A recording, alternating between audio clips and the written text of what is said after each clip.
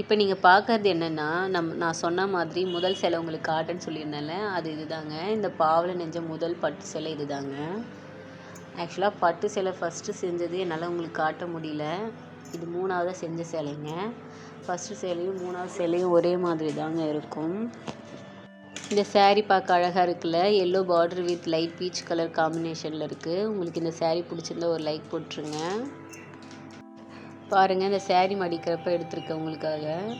இந்த saree பாருங்கள், நல்லா ஃபுல் வியூவில் தெரியுது பாருங்கள். பார்டரில் உள்ள டிசைன் நல்லா தெளிவாக தெரிகிற மாதிரி காட்டுறேன் பாருங்கள்.